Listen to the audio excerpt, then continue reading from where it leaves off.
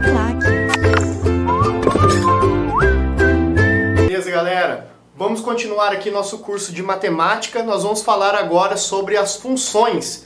Nós vamos começar a trabalhar função de primeiro grau. O que é uma função de primeiro grau? Antes de tudo, o que é uma função, né? A gente vai definir função como uma variação de um elemento que a gente vai chamar de x, uma variável x, onde nós vamos, em função desse x, ou o termo em função, ter um primeiro termo que é o f de x, tá certo? Vamos traduzir isso de uma forma mais dinâmica, uma forma mais objetiva.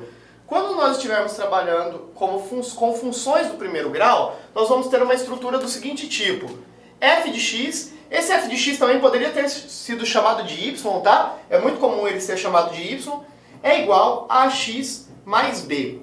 E aí, conforme esse x vai variando, ele vai variando também o valor de y, tá certo? Onde os valores a e b são constantes, eles não mudam. Então, na prática, o valor a e b são números constantes, que não vão sofrer variações. O que vai variar? Esse valor de x e, consequentemente, em função da variação desse x, o y, que também pode ser chamado f de x, vai sofrer variações. Então, exemplos práticos. Vamos na prática aqui, que é sempre melhor. Vamos nas situações reais. F de x é igual a 2x menos 1. E dependendo do valor desse x, essa sentença está aberta por enquanto, eu não sei o valor de x, mas conforme a questão for me atribuindo valores para x, ou o exercício me pedir para atribuir um valor específico para x, eu vou substituir o valor aqui, ó. E conforme esse x for ganhando valores, ele vai apontando resultados para o f de x, que também pode ser y, tá? Então, por exemplo, numa situação onde esse x vale 1, eu vou obter um resultado para f de x. Eu vou obter um resultado para minha função. Numa situação onde o x vale 2, o f de x terá um outro resultado. Então é comum nós escrevermos assim, ó, vamos pegar essa primeira situação como exemplo, para a gente ter um parâmetro aqui. F de x igual a isso aqui. Só que eu vou atribuir um valor para x. Vou atribuir um valor aqui, 1. Vamos supor que o exercício pediu para eu colocar 1 no lugar de x. Eu vou falar que eu vou dizer como isso. Eu vou encontrar o f de 1. No lugar de x eu vou substituir o valor que ele me falou. Estou supondo que ele pediu para substituir 1. Então ficaria 2 vezes o x, que vale 1 aqui. Menos 1. Então esse f de 1 daria 2 vezes 1, que dá 2. 2 menos 1, que vai dar 1. Então pronto, a função para x que vale 1, resulta em 1 também. Mas e se ele não me atribuir 1 no valor de x? Se ele pediu para substituir um outro valor, por exemplo, 2 no lugar de x. Então o que eu teria que fazer? F de 2 é igual a 2x, só que o x vale 2. Então ficaria 2 vezes 2. Menos 1, que é constante. Lembra que a e b é isso aqui, ó. Esse seria o a e esse seria o b. Daqui a pouquinho a gente vai dar nomes para esses a e b, tá? O a vai ganhar um nome, o b vai ganhar um nome. Eles são coeficientes. Já adiantando. Um é o coeficiente angular e o outro é o coeficiente linear. Depois a gente fala disso, tá? Então, se eu substituir 2, a função terá outro resultado. Então é por isso que ela é chamada de função, galera. Porque conforme eu for substituindo o x, o f de x vai variando em função dessa mudança, tá certo? 2 vezes 2 vai dar 4, 4 menos 1 que vai dar 3. Tá lá, ó. Tá lá o resultado. Ou seja, enfim, a função vai variando em x, de acordo com x. Conforme x vai mudando de valor, a função também vai mudando de valor. Então, f de 1, f de 2, eu poderia fazer f de qualquer número que a questão me pedir, ok? E aí, outros exemplos aqui. O termo aqui do começo, que é o a, pode ser negativo, pode ser fracionado. Qualquer termo, pode ser qualquer número real. Lembra que números reais são positivos, negativos, frações. Pode ser inclusive dízimas periódicas. Não é muito comum em função aparecer dízima periódica no lugar desse a e b, mas poderia aparecer. O a e o b são números reais, tá certo? Então, a única coisa que não pode acontecer para a e b é raiz quadrada de número negativo, raiz par de número negativo, tá bom? Não vou ficar pensando nisso, eu vou pensar sempre que a função ela tem essa estrutura. Ela tem um número que multiplica x e um número que não multiplica ninguém aqui, um termo independente, que não multiplica letra nenhuma, não multiplica nenhuma incógnita, tá? Essa é a forma reduzida já da minha função do primeiro grau, tá certo? Quando esse valor aqui, ó, do começo, esse valor que multiplica x, o múltiplo de x, que é o a, tá? Quem multiplica x é sempre o meu a. Esse múltiplo de x positivo, quando não aparece nada que entende-se positivo, eu falo que a minha função ela é crescente. Está escrito aqui embaixo. Positivo significa maior do que zero. Tudo que é maior do que zero é positivo. E se ele for negativo, nós tratamos a função menor do que zero negativo. Nós tratamos ela como decrescente, beleza? Isso é bacana memorizar. Pode ser perguntado em prova. A positivo, quem que é o Anderson? É o múltiplo de x. É quem tá juntinho do x ali. Se ele for positivo, função crescente. Se ele for negativo, função decrescente. Isso é cobrado em prova, galera. É bacana você destacar isso aí no teu material, tá bom? Então, vai organizando, vai lembrando os pontos fundamentais. Ok. O que seria uma função linear? Eu coloquei um textinho aí, né, para explicar o que seria a função linear. Nós escrevemos assim, ó. Considere a função f de x a x mais b, ou seja, a estrutura da função do primeiro grau, no caso em que b vale zero.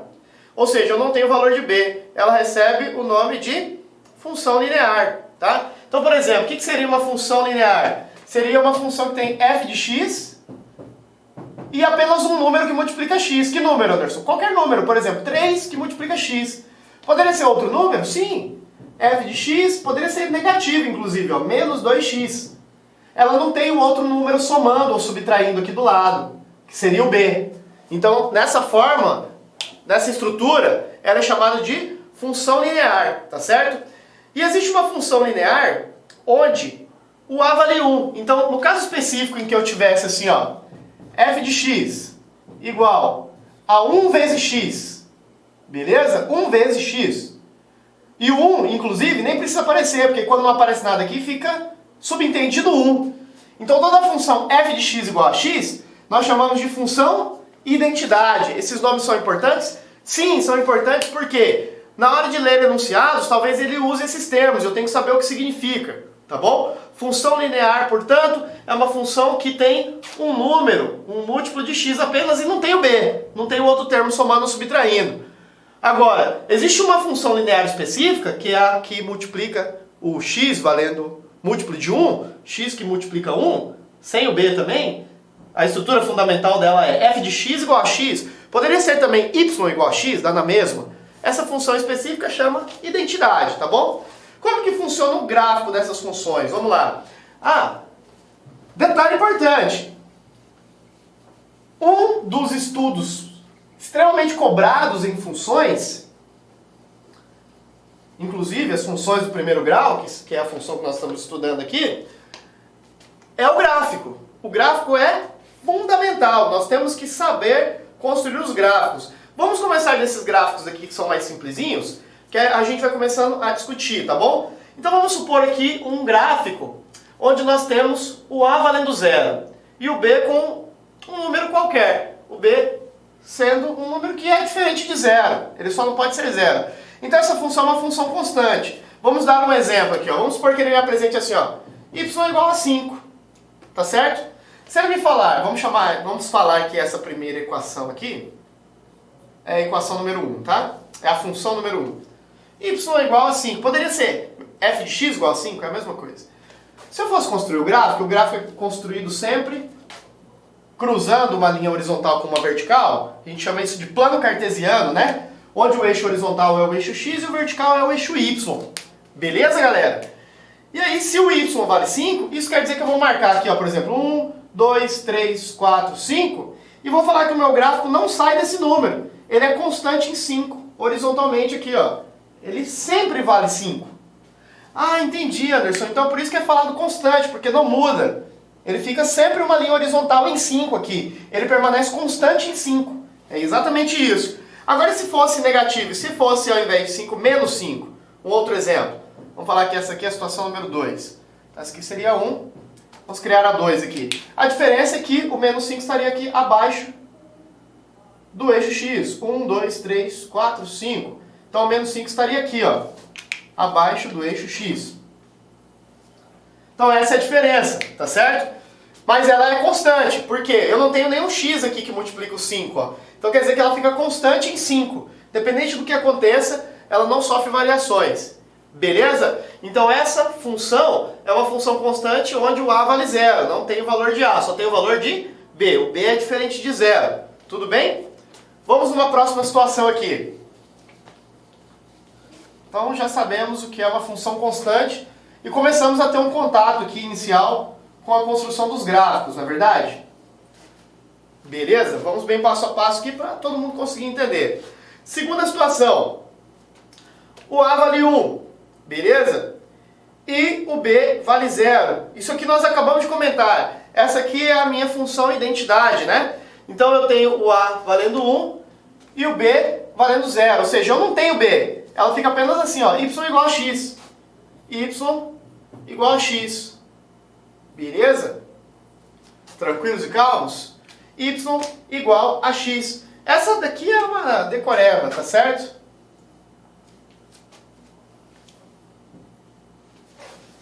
Y igual a x.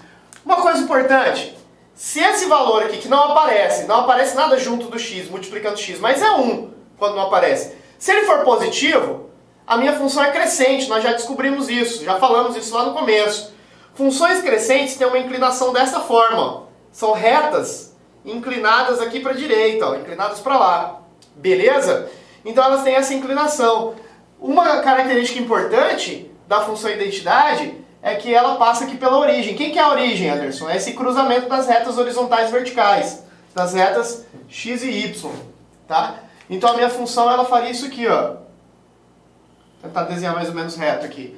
Beleza? E essa função ela é dita nos quadrantes ímpares. O que é esse negócio aí, Anderson, de quadrantes ímpares? Eu lembro que eu estudei isso aí na escola, mas não estou muito lembrado não. O que é quadrante ímpar? É porque, dependendo do quadrado que eu estou aqui, do quadrante que eu estou, quadrado, entre aspas, do quadrante que eu estou, eu vou nominar ele por primeiro quadrante, essa parte do gráfico, segundo quadrante, essa parte do gráfico aqui, terceiro quadrante, essa parte aqui de baixo, e quarto quadrante, essa parte daqui. Então ela é dita quadrantes ímpares porque ela está no quadrante 1 e 3, ó. Ela passa pelos quadrantes 1 e 3. Então ela está nos quadrantes ímpares, tá certo? E ela é uma bissetriz. Ixi, Anderson, agora você complicou. Porque bissetriz é um assunto lá da geometria, não é? Pode ser falado da trigonometria também. O que seria bissetriz? A bissetriz é a reta que vai cortar esse quadrante aqui na metade do ângulo de 90 graus, ou seja, ela vai dividir isso aqui em 45 graus, ó, tá certo? Então, por isso que ela é dita bissetriz, porque ela corta bem no meio ali, dividindo 90 graus no meio. Lembra que isso aqui vale 90 graus, né? Esse cruzamento angular aqui, entre as retas horizontais, horizontal e vertical, entre a reta horizontal e vertical, é 90 graus. Se eu vou traçar uma bissetriz, a bissetriz vai dividir esses 90 graus em 45 graus, beleza? Essa é uma função identidade, y igual a x, sendo uma função bissetriz dos quadrantes ímpares. Ok? Facinho? Facinho, né? Beleza? Estamos começando a entender os gráficos aí. Ok? O importante não é você decorar o gráfico, tá? É você ter um raciocínio de como ele é construído. Mesmo que você não decore, não precisa decorar. Você entende como que o gráfico é construído, por que ele é feito daquele jeito. É isso que é importante, você construir um pensamento e não ficar decorando gráfico a gráfico. Não é isso que a gente quer, tá bom? Agora, e se ela for parecida com a função anterior, ela for também uma função y igual a x, só que esse x negativo. Se ela for assim, ó, y igual a menos x, é parecida com a anterior, não é? Parecida. Só que o detalhe é, ficou torto, vamos arrumar. Desenhei meio tortinho aqui, vamos tentar fazer o mais reto que possível. Beleza, a diferença é que essa função tem o seu valor do A, que é o múltiplo aqui, não aparece, mas é 1, o valor do A negativo. E quando ela é negativa, o valor de A é negativo, ela é decrescente, a função é decrescente. E a inclinação fica ao contrário, a inclinação fica para cá, ó. Então, ao invés de... a inclinação fica para a esquerda. Ao invés de ter uma bissetriz crescente, ela vai ser decrescente, ó. Ficou meio tortinho aqui, mas a intenção é reta, tá?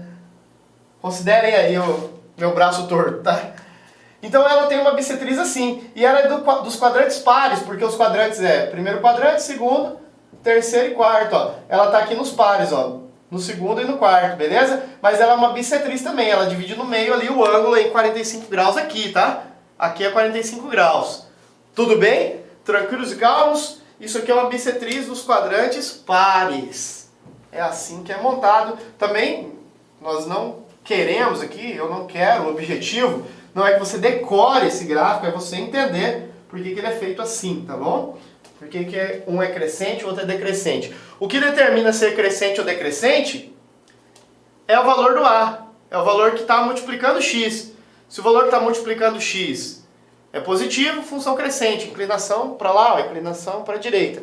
Se o A for negativo, inclinação ao contrário, para a esquerda, tá? Isso é o ponto fundamental.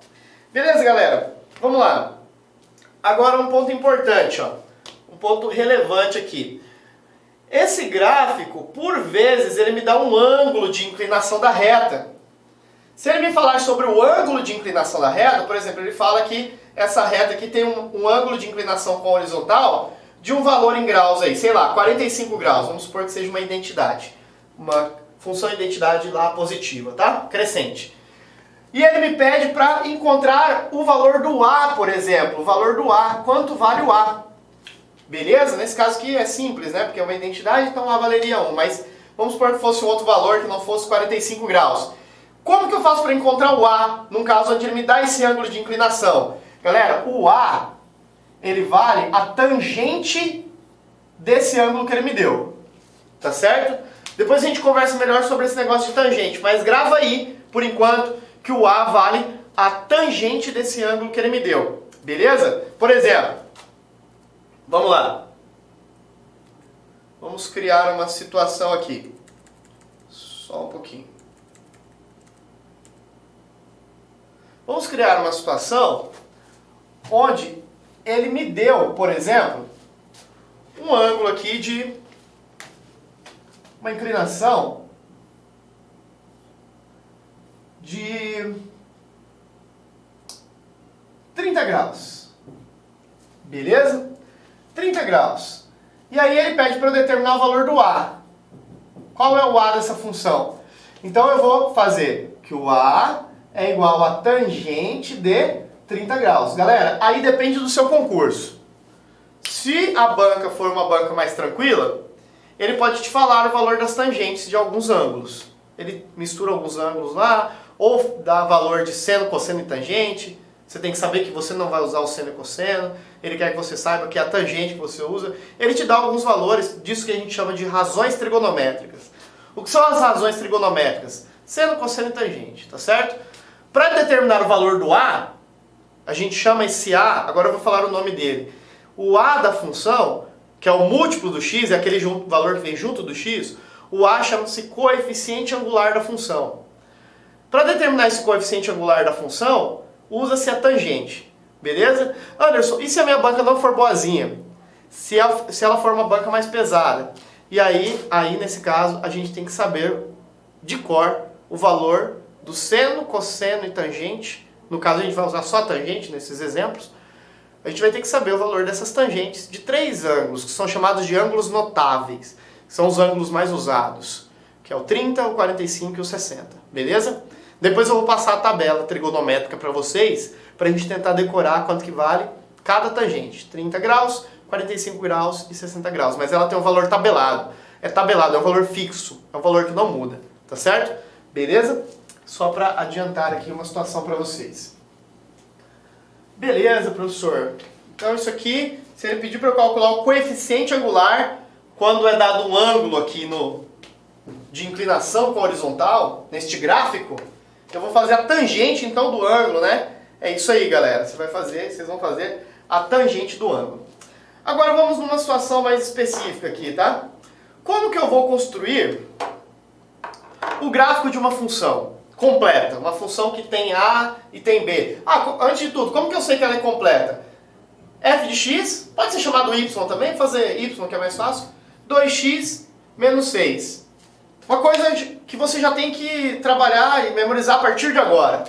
Esse termo é o A que é o múltiplo do x, e o outro aqui que está somando ou subtraindo é o b.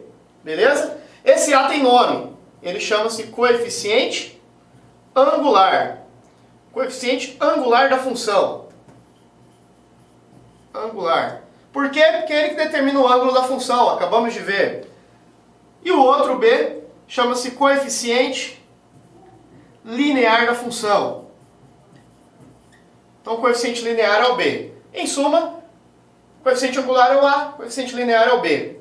Então nesses casos onde eu preciso fazer o gráfico de uma função igual a essa, eu preciso determinar apenas o zero da função. O que significa zero da função, Anderson? O zero da função é o que torna a função zero. Na prática, eu vou pegar o valor 2x menos 6 e vou igualar a zero. É assim que eu vou começar a construir o gráfico, determinando o zero da função. E vou resolver isso aqui como uma equaçãozinha. Ó. Mando 6 para lá, mando 2 dividindo, então determinei x igual a 3. Pronto, a partir daqui eu já consigo construir meu gráfico. Eu vou construir o gráfico aqui, ó. Olha lá, vou construir o gráfico no eixo horizontal x e o eixo vertical y, tá certo? Bom, eu vou marcar 2 pontos no gráfico. Um ponto, isso aqui é importantíssimo. Um ponto que eu vou marcar obrigatoriamente é o B. E onde eu vou marcar o B? Esse valor, no caso, menos 6. Eu vou marcar o B sempre no eixo y. Eu vou procurar menos 6 no eixo y. Onde que está o menos 6 no eixo y? Abaixo aqui do x, ó. 1, 2, 3, 4, 5, 6. Os negativos estão abaixo do x. Então, menos 6. Eu vou marcar o B sempre na reta y. Eu vou fazer um pontinho nele. Beleza? E depois disso, eu vou marcar o resultado que eu obtive aqui no zero da função. E eu vou marcar esse resultado que eu obtive no zero da função em qual reta? Na reta x. Inclusive está sendo dito aqui, ó, na reta x. Então na reta x eu vou marcar aqui, ó, para o lado direito, como é positivo, não aparece esse sinal aqui, é positivo. Positivo é para a direita, negativo é aqui para a esquerda. Positivo, 1, 2, 3, está lá. Faz um pontinho bem em cima desse 3. Pronto, marquei o pontinho aqui. Para finalizar e construir o gráfico. O seu gráfico é crescente ou decrescente? Olha para o A. Se o A é positivo, é crescente, inclinação para lá. Ó. Se o A fosse negativo, é inclinação contrária. Como o A aqui não tem sinal, subentende-se positivo, então a inclinação vai ser para lá. É só eu juntar esses dois pontos de uma forma crescente, ou seja, com essa inclinação para a direita. Está construído o meu gráfico. Marcando o B e o zero da função que eu acabei de encontrar, juntando com a reta esses dois pontos. Esse é o meu gráfico da função do primeiro grau. Beleza? Vamos fazer um outro exemplo aqui. Agora um exemplo que não é de gráfico, mas um exemplo onde ele aplica uma função num problema da vida real. Tá? Vamos apagar aqui rapidinho e vamos aplicar num problema do nosso mundo real, do nosso cotidiano, para a gente entender que a função, ela nem sempre é o estudo do gráfico em si. É lógico que existem muitas questões de concurso onde a função está ligada ao gráfico e eu tenho que saber interpretar esse gráfico da forma que a gente acabou de fazer. Mas existem situações onde a função trabalha sem o gráfico e ele usa coisas do cotidiano, coisas da nossa vida aqui para exemplificar funções de primeiro grau, tá certo? Por exemplo, há uma situação bem prática aqui e bem aplicada ao nosso cotidiano. Questão número 2. Um motorista de táxi cobra R$ 4,50 de bandeirada, mais R$ 2,75 por quilômetro rodado. Sabe-se que o preço a pagar é dado em função do número de quilômetros rodados. Obviamente, né? Quanto mais o cara anda, mais caro fica a corrida. Qual o preço em reais a ser pago se a distância percorrida for 16 quilômetros? Professor, eu consigo fazer de outra maneira e tudo mais? Beleza, mas a gente vai estudar aqui pela forma da função. Então, olha só, o que é uma função aplicada nesse problema? O nome já está dizendo, função porque algo varia, está variando em função de alguma coisa. Então a corrida fica mais cara devido ao quê? devido aos quilômetros percorridos. Quanto que ele cobra por quilômetro percorrido? R$ 2,75. Ah, beleza. Então R$ 2,75 se for 1 quilômetro vezes 1. Se for 2 quilômetros vezes 2. Se for 3 quilômetros vezes 3. Se for 4 quilômetros vezes 4. E assim por diante, não é verdade, Anderson? Sim. Então é 2,75 vezes uma variável x, que é os quilômetros rodados. De acordo com quantos quilômetros ele rodou, esse x vai mudando. Pode ser 1 quilômetro, pode ser 2 quilômetros. E aí vai mudando o resultado. Então, essa função aqui é uma função do quê? Do preço que eu vou pagar. Do preço a pagar. Está entendendo na prática o que significa uma função?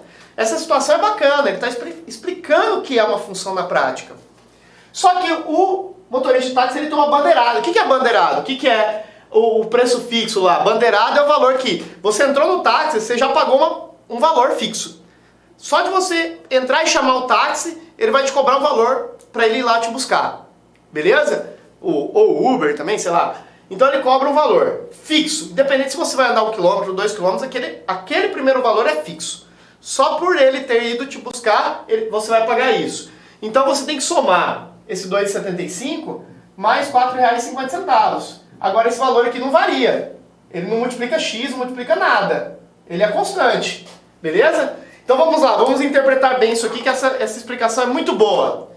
Quem que é o meu A? O meu A é esse termo aqui, ó, é quem está multiplicando x. Beleza? E quem é o B? O B é esse valor fixo aqui, ó, é esse constante, 4,50. Tá vendo na prática o que significa? Bem explicadinha essa questão aqui, ó. Agora, ele falou que ele quer 16 km. Se ele quer 16 km, vamos fazer um F16. F de 16. Então vai ficar R$ 2,75. Agora sim, os quilômetros são representados por esse X, 16 km. Mais 4,50. Então, o meu trabalho é fazer uma continha de vezes agora, né? Vou multiplicar R$ 2,75 vezes 16, tá? Vamos fazer aqui no cantinho, ó. R$ 2,75 vezes 16. Vamos fazer o passo a passo aqui. 6 vezes 5 vai dar 30. 6 vezes 7 vai dar 42. Mais 3 vai dar 45. 6 vezes 2 vai dar 12. Mais 4 vai dar 16. 1 vezes isso, continua. 1 vezes 7, continua. 1 vezes 2, continua. Então desce o 0. 5 mais 5 vai dar 10. Vai 1 aqui para cima. Então aqui vai dar 7, 7, 14. Vai 1. Aqui vai dar 2 mais 2, 4. Como eu tinha duas casas na vírgula para a direita, eu vou contar aqui, ó, duas casas e vou colocar uma vírgula. R$ 44,00. Então é R$ 44,00 mais R$ 4,50. Né? R$ 4,50. Então isso vai dar R$ 48,50 no total, se eu somar. Eu adoro essa questão. Ela explica muito bem o significado do que é uma função do primeiro grau no nosso cotidiano. Tá? Então é uma situação muito importante, é um exemplo muito bom. Grava ele aí, escreve, depois você faz para você entender bem passo a passo. A alternativa certa aqui então é a letra C de cachorro. Vamos na próxima. Vamos lá. Facinho, né, galera? Bem de boa. Fácil demais. Então vamos lá. Essa foi um exemplo. Beleza, galera. Vamos falar agora do estudo do sinal da função do primeiro grau. Essa parte aqui é bacana porque nós já estudamos as inequações. Você vai conseguir fazer de uma forma tranquila se você entendeu bem lá o estudo dos sinais das inequações. Mas mesmo que você não tenha assistido de uma forma muito incisiva, né, com muita atenção às inequações, eu vou fazer bem passo a passo para você conseguir entender. Não é difícil, é bem simples o estudo do sinal, tá bom? Vamos colocar uma situação extra aqui, depois eu faço o exemplo que está dado no slide. Vou fazer um exemplo diferente por enquanto. Vamos fazer o seguinte, vamos supor que eu queira realizar, ele me pede numa questão, eu tenho que resolver o estudo dos sinais de uma função do tipo 2x mais 1, por exemplo, tá certo? Como que eu vou realizar o estudo dos sinais disso aqui? Primeiro passo, eu vou fazer o zero da função. eu vou achar a raiz da função, que é igualar ela a zero. Eu vou mandar esse 1 lá para o segundo membro, ele vai ficar negativo, e vou pegar o 2 dividindo esse 1. Então vai ficar menos meio, beleza. A partir daqui, eu vou traçar aqui o meu eixo horizontal, ó, que é o eixo x. E fazer uma reta crescente. O que é crescente, Anderson? Por que crescente? Porque o seu x aqui está multiplicando um termo positivo, que é o a. Toda vez que o a for um termo positivo, não aparece nada em índice positivo, eu vou fazer uma reta inclinada dessa forma. E justamente neste ponto aqui, ó, onde eu marco o meu zero da função, que é o menos meio, é como se o zero estivesse um pouco aqui à frente e o meio estivesse para a esquerda desse zero, eu teria para valores maiores do que meio, para a direita, sempre resultados positivos. Isso nós estamos falando para f de x, tá? F de x seria positiva para valores maiores do que meio e seria negativa para valores menores do que meio. Beleza? Tranquilo? Então nós temos que f de x é positiva. F de x é positiva para quem? Para x maior do que meio, menos meio. E f de x é negativa para valores menores do que o menos meio, que foi o resultado que eu encontrei no zero da função. Ah, você falou maior e menor, Anderson, mas e se f de x fosse zero? F de x fosse zero. Quando que o f de x é zero? Para valores iguais a menos meio. Quando o valor é menos meio, a função zera. O f de x vale zero. Esse é o primeiro estudo de sinal para a função crescente. Vamos fazer um estudo de sinal para a função decrescente. Você vai ver que aqui existem generalizações. Sempre que a função é crescente, a inclinação é aqui para a direita. E aí isso aqui é uma regra. Fica positivo para a direita e negativo à esquerda. Ah, tudo bem. E se ela fosse decrescente, Anderson? A única coisa que iria acontecer seria a inversão. Positivo seria para esse lado, negativo para o outro. Vamos fazer o exemplo número 2, então, para a gente entender bem. O exemplo que é justamente o exemplo do slide, tá? Olha lá. Nesse caso ele me deu f de x igual a 10 menos 5x. Já é um pouco diferente, eu vou escrever aqui. F de x igual a 10 menos 5x. Eu já vou fazer uma organização logo de início. Eu vou escrever assim, ó, f de x igual a menos 5x mais 10. Galera, você tem que entender que essa de cima é igual a de baixo. Por quê? A única coisa que eu fiz foi colocar o x logo no início. O x com o seu múltiplo, que é o menos 5.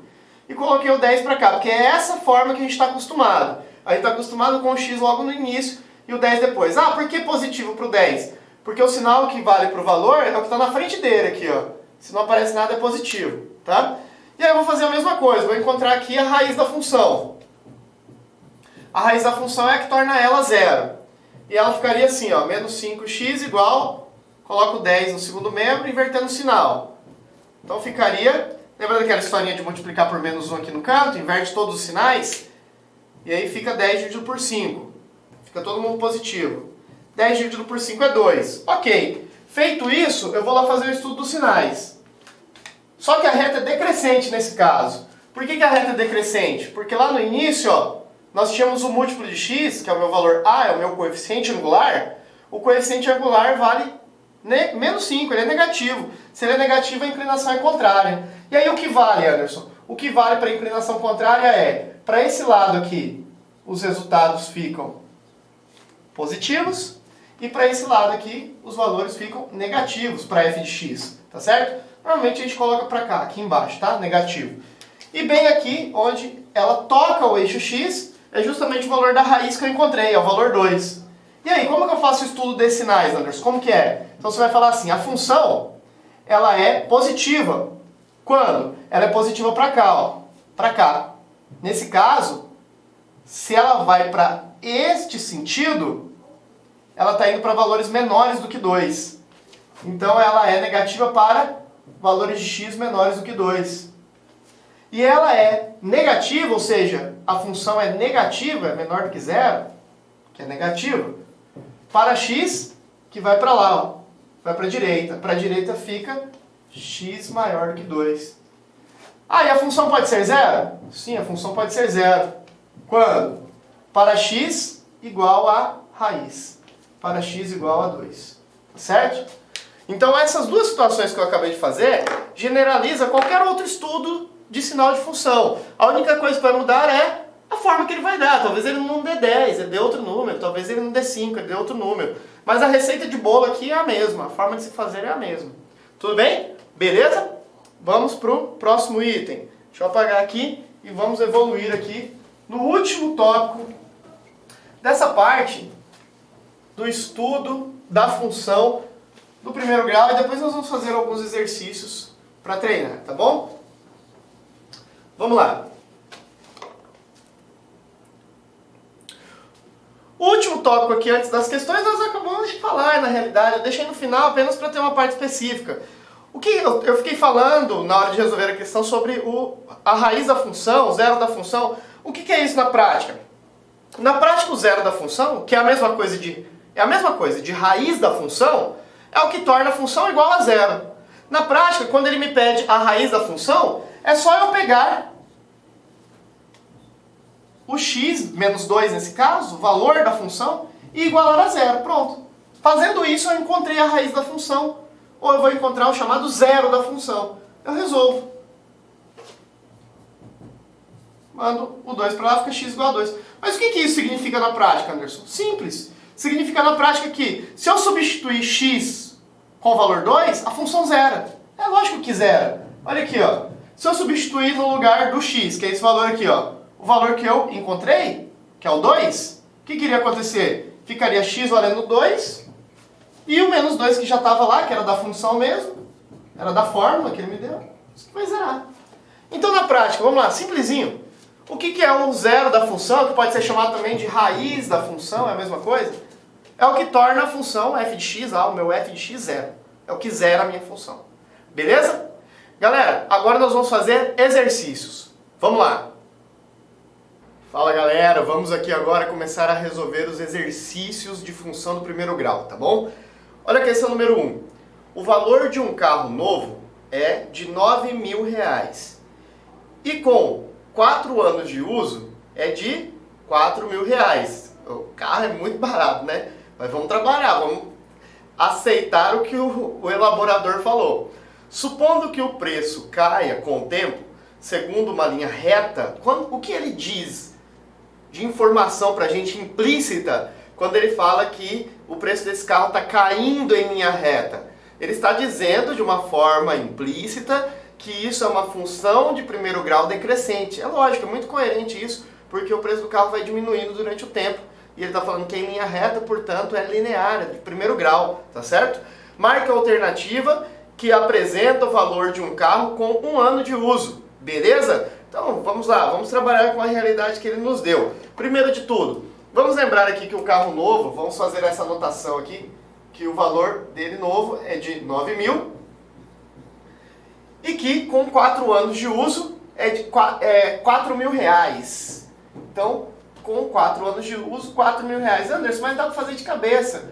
Tá, mas calma aí, vamos pensar da forma que nós aprendemos a função do primeiro grau. Porque às vezes ela não vem tão simples assim, tão bonitinha, igual essa aqui veio, tranquilinha. Tá tranquilo, eu sei que tem gente já resolvendo de cabeça aí. Mas calma, pensa um pouquinho, vamos tentar generalizar as questões aqui, tá bom? Então, com 4 anos de uso, o carro custa R$4.000. E a pergunta dele é, quanto que vai custar o carro depois de 1 ano de uso? Então a pergunta é, quanto vai custar após 1 ano? Beleza? Fiz essa anotação aí para a gente usar a parte branca aqui. Vamos lá então. Então, Tendo esta realidade aí do carro de R$ 9.000, não sei que carro é esse, mas vai lá, não sei o que se passou na cabeça desse elaborador, vamos trabalhar com essas informações, tá bom, galera? Seguinte, o que eu vou pensar aqui? Como o exercício me entregou que isso é uma função de primeiro grau, quando ele falou que decai em linha reta, isso traduz uma função do primeiro grau, então eu vou escrever a fórmula aqui, base, a fórmula genérica da função do primeiro grau. A forma genérica é essa daí, f de x é igual a x mais b. E aí eu vou colocar aqui primeiro no tempo zero, onde o x vale zero. O x é a minha variável, a variável tempo. O x é sempre a variável do problema, é o que pode oscilar. Nesse problema é muito claro que o que faz, né, considerando apenas os fatores que ele me deu, o que faz um automóvel ser valorizado ou desvalorizado, preso no enunciado aqui, apenas interpretando este enunciado, é o fator tempo. Então o tempo é a minha variável, é o meu fator que muda. Então o x aqui é essa variável, entendeu? Então na prática é isso que acontece. O x, então, eu vou fazer primeiro no tempo zero, que é o carro novo. Então eu teria um a vezes esse x sendo zero, beleza? E agora o seguinte, o grande problema, quem é a e quem é b? Vamos lá. Quem é A e quem é B? É o que eu quero descobrir. São as minhas constantes do problema. Eu não sei quem são essas constantes, mas eu sei o seguinte. Eu sei que se eu considerar o A, o valor da constante, aí que eu, por enquanto eu não sei, e o B, o valor de uma constante aí que eu não sei, a função do preço do carro, essa f de x nesse problema, é a função do preço do automóvel. A função do preço do automóvel tem o valor aqui exato de 9.000 quando o carro é novo. Ou seja, no tempo zero, essa função do preço vale R$ 9.000. O meu f de x vale R$ 9.000. No tempo zero, por isso que eu escrevi f0. O fator, função do tempo no zero. O preço do carro no tempo zero. Qualquer coisa vezes zero, não importa o que for, vai zerar. Então isso aqui vai dar zero. Então eu encontrei a minha primeira constante, que é o b. O b... Vou escrever dessa forma, não tem problema nenhum. O B vale 9.000. Ok, tudo bem. Mas eu não tenho o A. Eu não tenho o fator A, que tem nome, né? Lembra-se do A? O A é o coeficiente angular e o B é o coeficiente linear. Eu acabei de encontrar o coeficiente linear. Será que tem como eu encontrar o outro fator agora? Porque se eu tiver o A e o B, eu encontro qualquer preço. Eu encontro o preço depois de 1 ano, depois de 2 anos, depois de 3 anos. Mas eu tenho que ter os coeficientes. Tanto o coeficiente angular quanto o coeficiente linear. Se eu tenho o coeficiente angular e o linear, o A e o B, a função fica completa e eu consigo encontrar qualquer preço do carro. Seja 1 ano, 2 anos ou 3, ou não importa quanto tempo. Beleza? Então vamos encontrar o B. Vamos de novo na estrutura básica aqui. f de x é igual a x mais b. Só que agora eu vou fazer o f para o outro valor que ele me deu. Eu fiz com essa informação, eu vou usar a informação que ele me deu. Agora eu vou usar outra informação que ele me deu. Eu vou fazer o f 4 anos. Deixa eu apagar ali do lado para eu aproveitar um pouquinho esse espaço. Vou fazer o f 4 anos. Encontrando aqui em 4 anos, um a vezes o tempo variável x, que eu estou usando o 4, mais o b. Só que agora eu já vou até colocar, como é a x mais b, eu vou colocar já os 9.000 aqui, tá bom? Que eu encontrei. Como é constante, o nome já diz tudo, é uma constante, não muda.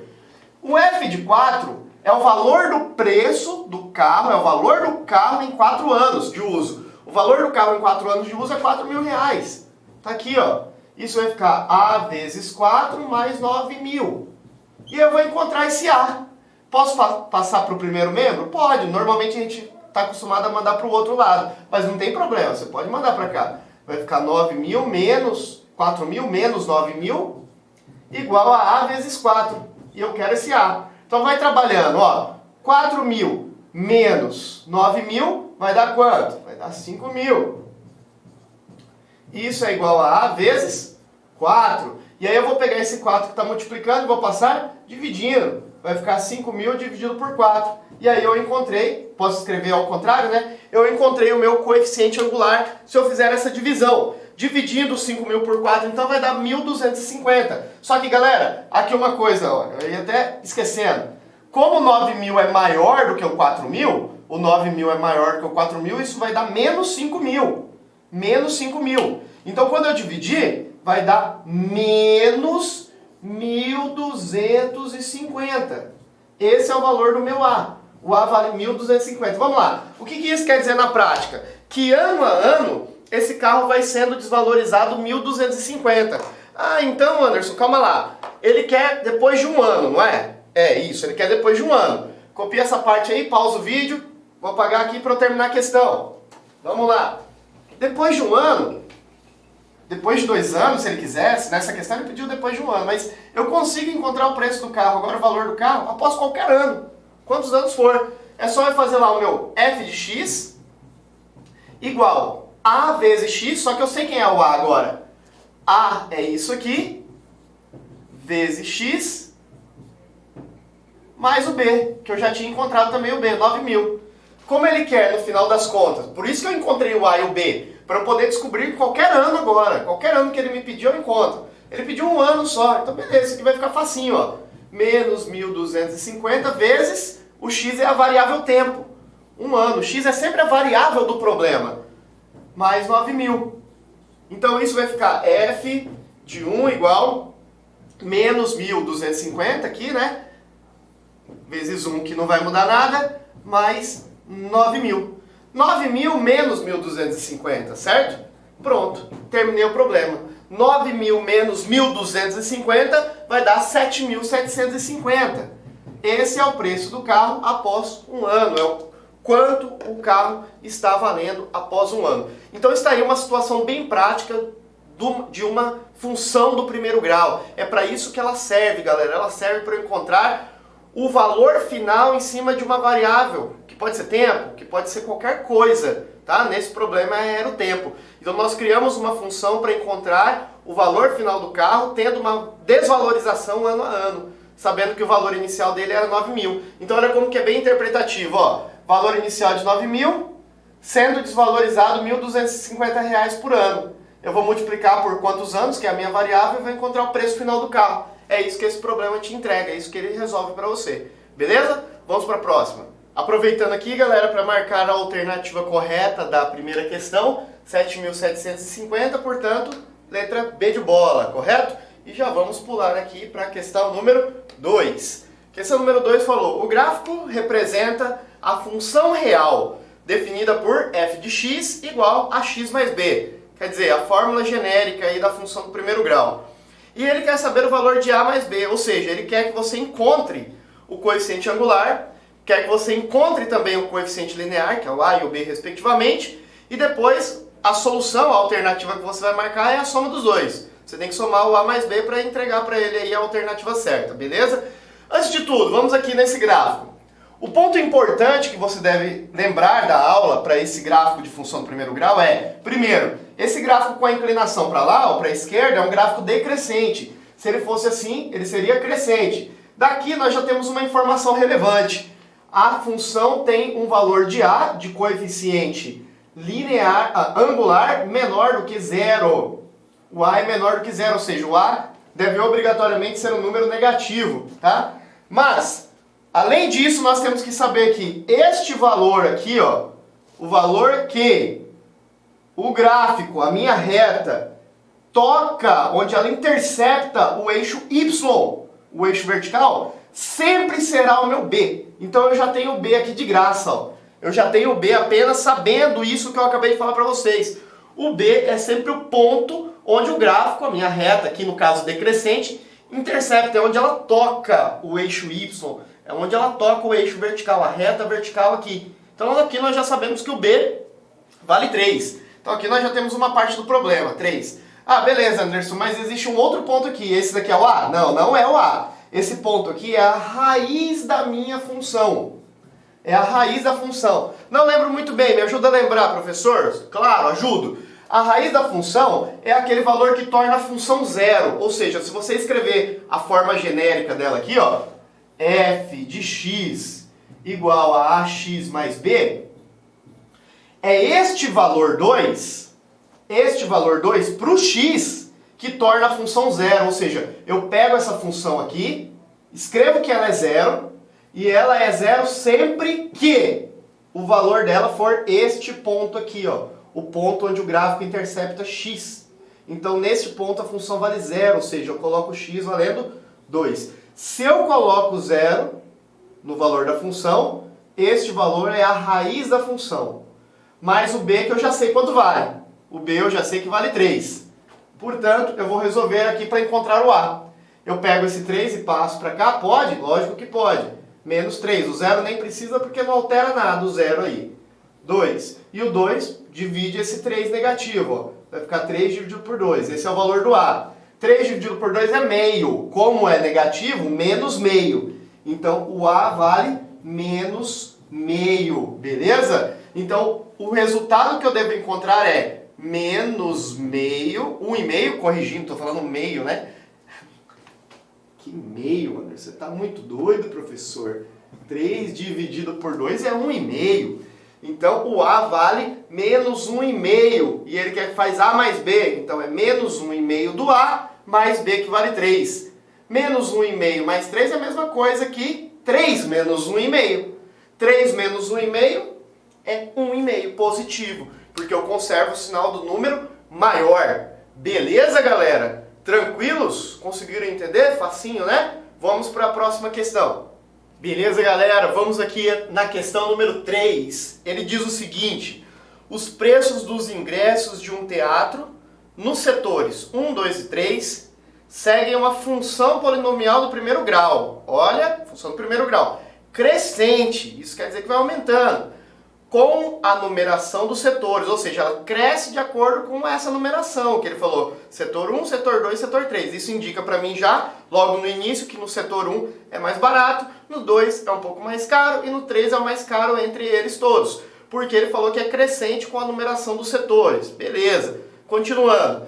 Se o preço do ingresso no setor 1 vale R$120 e no setor 3 vale R$400, então, no setor 2 vale quanto? Então, vai lá, ele me deu o ingresso mais baratinho e o mais caro. Ele quer saber o intermediário aqui, sabendo que conforme vai aumentando o setor, vai aumentando de uma forma progressiva com uma função do primeiro grau, ou seja, crescente. Então, eu tenho que respeitar as regras da função do primeiro grau. O que eu vou fazer logo no início? Eu vou fazer aqui o meu f de x, sendo ax mais b, porque é uma função de primeiro grau, ax mais b. A função tem essa estrutura, só que ele me deu o F1, olha lá, ó, ele falou que o F1 é igual a vezes setor 1 mais B. Só que o F1 tem um valor já, o F1 vale 120. Então o F1, esse F1 vale 120. Pronto.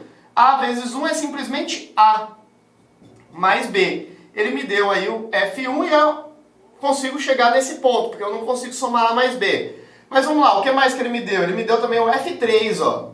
O F3. Quem é o F3? O F3 é igual a A vezes 3 mais B. Só que ele falou o valor. A função vale 400. Então ele me deu isso aqui, ó. A função vale 400, o preço vale 400. A vezes 3 é a mesma coisa que 3 vezes A. Eu gosto de colocar assim no começo, tá? Não tem problema fazer essa inversão na multiplicação. Beleza, eu cheguei nesse ponto. Aqui eu também não... Ah, professor, posso passar dividindo? Não, porque esse 3 aqui está multiplicando só o A. Não pode. Tem que deixar assim. O que eu faço agora? Nós aprendemos que quando existem duas incógnitas no problema, nós resolvemos por sistema. Ou seja, nós escrevemos assim, ó, 120, que é essa aqui, 120 igual a A mais B. E embaixo dela eu escrevo também aqui, ó, 400 é igual a 3 vezes A mais B. Tá certo? Galera, nessas funções aqui, dá uma pausadinha para você copiar essa primeira parte que eu vou apagar, eu já vou comentando. Nessas funções de primeiro grau, eu gosto de multiplicar uma delas por menos 1, para fazer aqui pelo método da adição. Eu substituo somente quando eu tenho um problema mais complexo. Nessas aqui, não tem problema, é mais simples. Eu posso multiplicar uma das duas por menos 1, por exemplo. Se eu multiplicar essa de cima por menos 1 aqui, fica mais fácil eu resolver por adição, tá? Pausa o vídeo para eu apagar aqui. Pausou? Copiou? Isso. Ah, por que, Anderson, é mais simples? Porque eu sempre vou eliminar o B de uma forma mais fácil quando eu fizer a multiplicação por menos 1 no método aditivo. Ah, não estou entendendo nada que você está falando. Multiplica uma das duas por menos 1. Vou multiplicar a de cima. Então ela vai ficar menos 120 igual a menos A mais B. E a de baixo você repete do jeito que está, ó. Não mexe na de baixo. Deixa assim. Aqui é menos também, né? Porque se eu multiplicar por menos 1 aqui vai ficar negativo, tá? E aí você vai fazer o cálculo. Você vai subtrair. Quanto que vai dar aí o 120 menos o 400? Vai dar 280. Então você vai colocar aqui, ó, 280 é igual, tá? 400 menos, pode fazer assim, né? Aqui é positivo. Conserva o sinal do número maior e subtrai, ou faz simplesmente 400 menos 120, dá na mesma. Aqui eu posso pensar também apenas 3A menos 1A. Aqui vai ficar 2A. E 1B menos 1B, é por isso que eu multiplico por menos 1, ó, porque eu vou eliminar o B, tá? E eu vou mandar dividir nesse 2, vai ficar 280 dividido por 2, beleza. 280 dividido por 2 é metade de 280, é 140. Então o A eu já encontrei, o A vale 140. Vamos encontrar o B. Para encontrar o B é mais simples, é só você copiar uma das duas iniciais aqui, ó, ou essa de cima ou essa de baixo. Vou copiar de cima porque parece que está mais curtinha, né? Eu vou colocar aqui 120 igual a, só que A eu já sei quanto vale. A vale 140. A vale 140, mais o B, ok? Então já encontrei o A, eu vou colocar direto aqui. Eu estou copiando esta função aqui do lado, ó. Essa função estou levando para cá, tá bom? Só que eu estou substituindo o valor do A que eu já sei quanto vale, 140. Eu vou mandar esse 140 para o outro lado, vai ficar 120 menos 140 igual a B. 120 menos 140 é menos 20, né? Posso falar direto assim, que B é igual a menos 20, tá certo? Ah, mas se o B for negativo, ela não é decrescente? Não, ela é decrescente se o A for negativo, não o B, beleza? Quem que ele quer? Não respondi ainda a questão. Ele quer a quantidade de valor, o preço do setor 2, dos ingressos no setor 2. Então vou fazer assim um F2, a função no setor 2, que é igual a vezes x, o A é isso aqui, ó, A vezes x. Quem é o x, professor? O x é o valor, é o número do setor, é 2, mais B, só que o B é negativo, então vai acabar ficando menos 20 mesmo, porque se eu fizer mais com menos vai dar menos. Então o F de 2 aqui vai dar 2 vezes 140, vai dar 280, menos 20, então o F de 2 vai ser igual a 260, certinho? 280 menos 20, 260. Então, esse é o preço do ingresso no setor 2. O que você fez aqui logo no início, Anderson? Eu montei a fórmula genérica, ó. F de x é igual a x mais b. Só que eu já sei quanto é o A. O A é 140. O x é a variável setor 2. Mais, só que mais com menos vai dar menos, o B. O B que é 20. E aí resolvi. 2 vezes 140, 280, menos aquele 20, 260. Beleza? Vamos marcar a alternativa correta aí? Vamos apagar aqui, pausa aí, copia bonitinho. Vamos só marcar a alternativa antes de ir para o próximo exercício. Ah, professor, então se eu montar a função, descobrindo sempre quem é o A e quem é o B, eu consigo resolver o problema para qualquer outra variável que ele colocar? É isso mesmo, galera. Na questão anterior, a gente estava falando do preço de um carro. Aí eu queria saber depois de um ano. Eu achei o A e o B. Eu poderia encontrar em qualquer ano. Agora ele está falando de preço de ingresso em setores, tá vendo? Ele só vai mudando a historinha. Aí se eu encontrar A e B, eu encontro em qualquer setor, ok? Então o resultado certo aqui, letra D de Deus, 260, beleza? Vamos para a próxima questão. Beleza, galera? Vamos fazer a questão número 4. Ela disse, na função f de x igual a mx menos 2 m menos n. mn pertence aos números reais, sabendo que o f de 3 vale 4 e o f de 2 vale menos 2. Os valores de mn são, respectivamente, quanto? Então, primeiro de tudo, vai lá, ele deu o resultado da função 3, quando x vale 3, e o resultado da função quando x vale 2, né? O x é esse valor dentro do parênteses, tá, galera? O x assume sempre esse valor dentro do parênteses. O 4 é o resultado da função, e o menos 2 é o resultado da função. Para quando x vale 3, a função tem resultado 4. Quando o x vale 2, a função tem resultado menos 2. Eu vou escrever essa função novamente para dar uma ajeitada nesse parênteses aqui, ó. Vou fazer a distributiva no parênteses. Então vai ficar f de x, apenas para organizar ela primeiro, f de x igual a mx menos 2 vezes m, 2m, menos 2 vezes menos n, menos com menos vai dar mais 2n. Eu vou preferir trabalhar com ela dessa forma, tá certo? Pra gente ter uma organização melhor do problema. Então eu resolvi o parênteses ali primeiro. Vamos lá, primeira informação que ele me deu, f de 3. Quando o x vale 3, o resultado da função é 4. Então eu vou fazer mais objetivo, ó. Eu vou colocar o 4 aqui já no lugar, ele já é o resultado da função, mas ele é o resultado da função quando? Quando o x vale 3, então o x aqui vale 3, ó. Beleza? E vou repetir esses termos.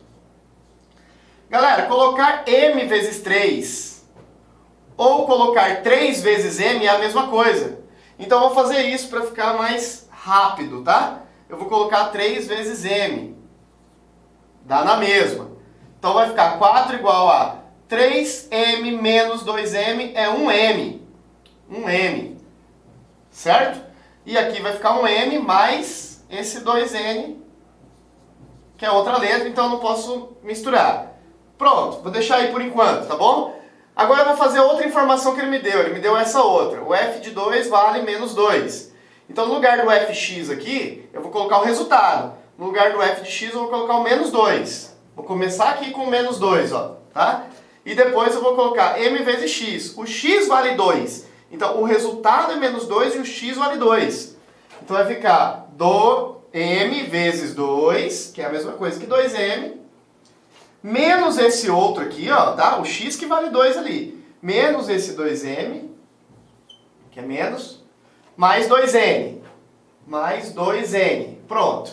E vou resolver. Esse 2m menos esse 2m, aqui é m, tá? Esse 2 com esse menos 2, zero. Então vai ficar menos 2 igual a, sobrou só o 2n aqui. Vou mandar dividindo, vai ficar menos 2 dividido por 2, é o valor do meu n. 2 dividido por 2 é 1, como é negativo, né? Menos 1. Então eu já vou escrever, posso escrever assim, direto agora já o resultado, que o n vale menos 1, beleza? Então, sabendo o resultado de n, eu consigo encontrar o outro agora, o m. É só voltar aqui na primeira, ó. É só pegar esse resultado e substituir de volta aqui dentro agora, ó. Tá certo? Então vai ficar o 4, o m, que eu não sei ainda quanto vale, e 2 vezes esse aqui que vale menos 1, ó. Acabei de encontrar. Como isso vai dar 2 vezes 1, 2, aí menos com mais vai dar menos, isso aqui vai dar menos 2. Esse menos 2 eu já vou passar para cá, ó. Então vai ficar o 4 e esse eu vou passar todo já multiplicado para cá. Estava negativo, vai passar positivo. Né? Ia dar menos 2 aqui, já vou colocar positivo. M. Então 4 mais 2 é 6. Então eu encontrei o M. O M é igual a 6. Então eu sei que o N vale menos 1 e o M vale 6. Então 6 e menos 1 é o resultado. Tá certo? Alternativa certa, letra C de cachorro. Beleza?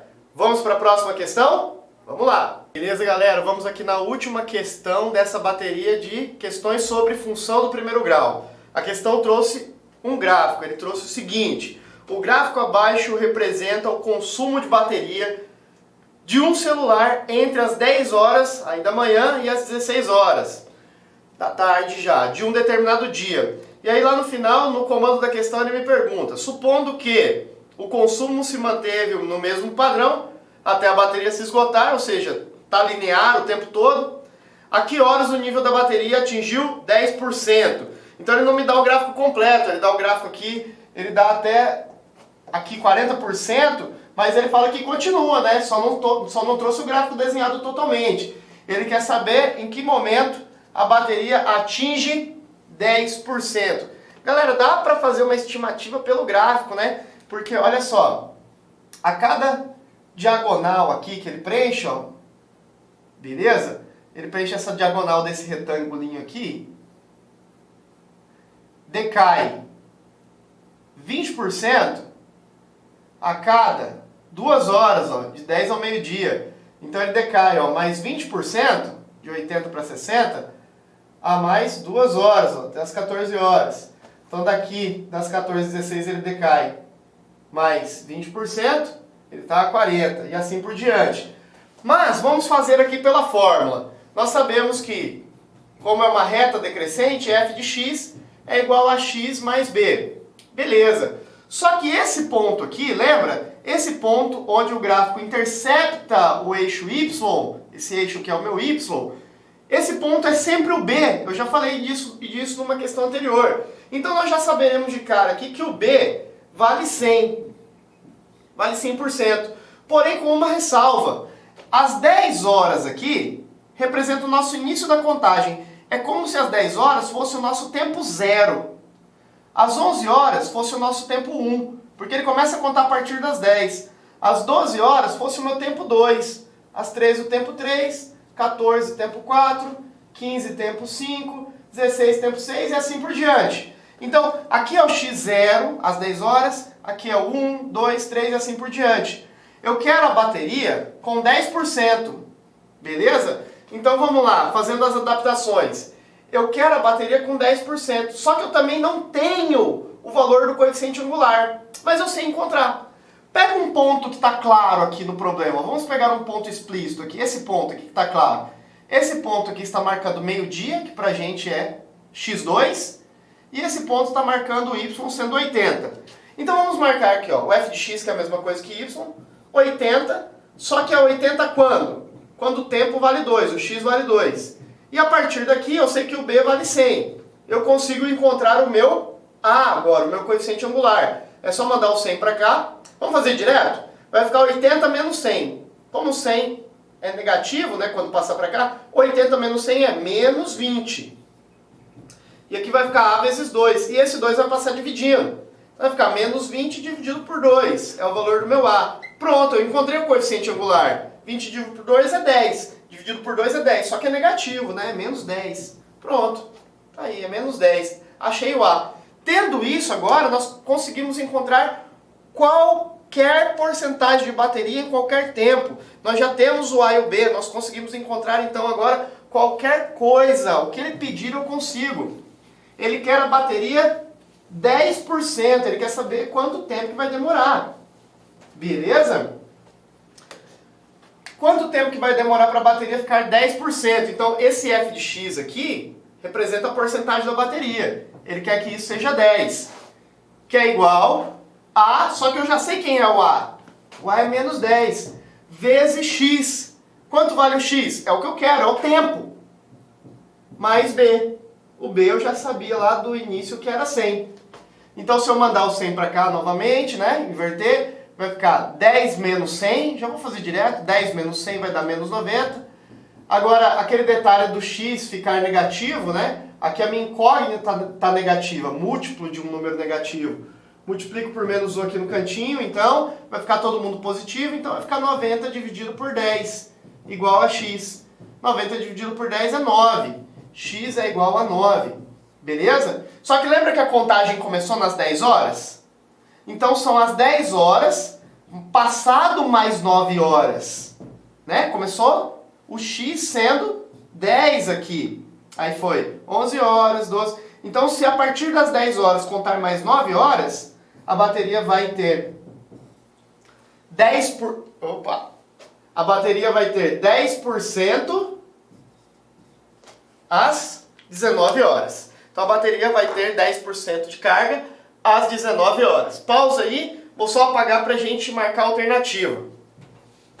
Então nós vamos marcar a alternativa que traz 19 horas, beleza? Tranquilos e calmos, nós encontramos x sendo 9. O x deu 9, porém, nós fizemos aquela interpretação lá, ó. Vamos ver aqui de novo, só para ficar claro para todo mundo. Nós fizemos a interpretação daqui, ó. 0 é a 10 horas é o início da contagem. 11 horas é 1, 12 horas é 2, passaram 2 horas. Se passaram 3 horas, passaram 4 horas, 5 horas, 6 horas. Se passarem 9 horas, vai dar 19 horas, porque já começou no 10, tá bom? Já começou no 10. A alternativa certa que deu 19 horas, letra B de bola, beleza? Valeu, galera, essa foi nossa bateria de questões sobre função do primeiro grau. Até a próxima aula.